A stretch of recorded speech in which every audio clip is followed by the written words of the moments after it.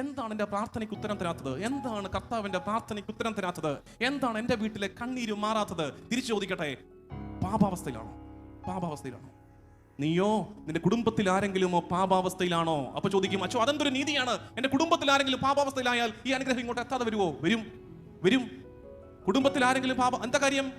അനുസരണക്കേടിന്റെ തന്നിഷ്ടത്തിന്റെ കപ്പൽ കയറിയത് ഒരൊറ്റ ഒരാൾ. ആരാധ കയറിയത്? യോന. ആടി ഉലഞ്ഞത് കപ്പൽ മുഴുവനാണ്.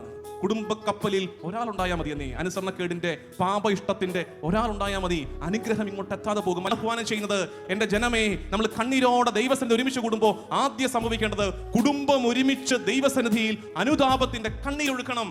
യഥാർത്ഥ അനുതാപത്തിന്റെ കണ്ണീരൊഴുക്കണം. കർത്താവേ, പറ്റിപ്പോയി, ഞങ്ങൾ വീണുപോയി, ഞങ്ങൾക്ക് തെറ്റുകളേറെ സംഭവിച്ചു പോയി, കർത്താവേ കരുണയുണ്ടാകണമേ എന്ന് പറഞ്ഞ് കുടുംബത്തിൽ ഒന്നൊഴിയാതെ എല്ലാവരും ദൈവസന്നിധിയിൽ അനുതാപത്തോടെ മുട്ടുകുത്തേണ്ടത് ആവശ്യമാണ്.